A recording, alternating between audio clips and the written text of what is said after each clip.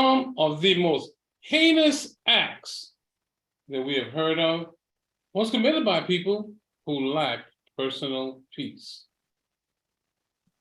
These heinous acts have the rest of us wringing our hands, have us making disparaging comments about the people who did the horrible deed, saying things like, I could never do that. How could they do that? And that sort of thing. Ladies and gentlemen, fellow Toastmasters, I am here to tell you that you could be one of those people. In fact, some of those people were just like you before they committed the heinous acts. Now, we are all familiar with these heinous acts because we talk about them all the time. What if we could eliminate them, we ask? Why does it happen? Anything that we could do to further along the goal of personal peace would be something that you would be interested in, wouldn't it? This is one speech, and I'm going to do several of these speeches to give you some tools so that no one in this room would ever be one of the people to commit a heinous act. The people in this room committing a heinous act will be just as surprising as some of the people that we know of that committed heinous acts. I'm going to equip you to make sure that you keep your personal peace so that your mental environment never leaves you in a place where you would stoop to such activity. Now, how do you do that? There are some agreements that I've come across recently that if everyone made these agreements to themselves and spread around the idea of these agreements, I think we would be this much closer in getting to the place where the heinous acts start. The people that commit heinous acts and you have one main thing in common. They get threatened in their mind about their life. The people that commit the heinous acts, they're hurt, they're victimized, they feel the world owes them something, and whether or not these things are true is beside the point, but that is the way that they feel.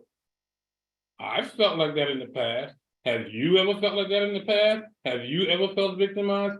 Today, I'm going to tell you what the 4 agreements is I'm going to recommend, and then one of those agreements, I'm going to tell you how I managed it, and hopefully you will get something from that, and later on we'll talk about the other 3 agreements.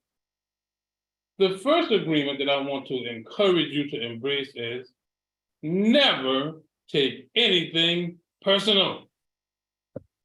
And for those of you who are a member of the Never Say Never Club, don't take anything personal. How about that? The next agreement is always to do your best. Always do your best. And the next agreement is be impeccable with your word. And finally, never assume anything. And there are reasons why we want to embrace these agreements, because our tendency is to do other than what these agreements suggest. And we'll talk about that in future talks. But for tonight, though, I want to tell you a story about how I nearly took something personal. Some friend of mine sent me an email once telling me about a political candidate whom I supported and how he was talking poorly, disparagingly about Christians. Now, my friend knows that I'm a Christian, and he knows that I support this candidate. Here I was reading this email saying to myself, why is he doing this? What if it was you? Why would you think he was doing it? Well, fortunately for him and the rest of the world, there are 3 things that I have embraced years ago. Number 1, people are not really anxious to separate themselves from other people. People's biggest need is to be contributing. We all want to give something, so chances are he was thinking that he was trying to help me. And the next thing I had to embrace was nobody is really thinking about me. People do things for their own reasons. And for me to take that personal would have been something that could have been a mistake. And finally, I don't know about you, but many times I attribute reasons to certain activity, to certain behavior, and I am completely wrong. So those three things help me to understand that, you know something? Maybe he's not trying to hurt my feelings. Maybe I don't have to take this personal. Maybe this is something that I can just notice. And now that's just one of the agreements, never take anything personal. Certainly you can see how the other three agreements might be contributory as well. If we are able to control our mental environment by maintaining our personal peace, fantastic things can happen.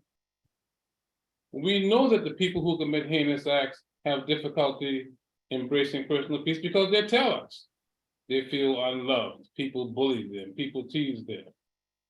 And in that way, we are just like the people who commit heinous acts, but we don't have to be. This day going forward, let's make a commitment one at a time. Let's not take anything personal. Understand that what people say and what people do, they're doing it from their frame of reference, and they're not really thinking about you. They're not really thinking about me.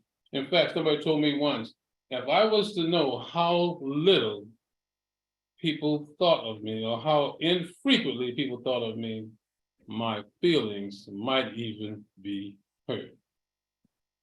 So maintain your personal peace. Make sure that you're not the one who feels victimized. Make sure that you're not the one who feels hurt. And I can assure you that you will be moving in the right direction. Because the same seed that causes people to do the horrible things that we don't have to talk about specifically is the same seed that causes you to feel the feeling that you have. It's the same seed that caused me to put my hand in my side and want my dukes up about why would they send me an email like that. Let's not grow that seed. Let's not nurture that seed. And remember the 4 agreements. Number 1, never take anything personal. Number 2, always do your best.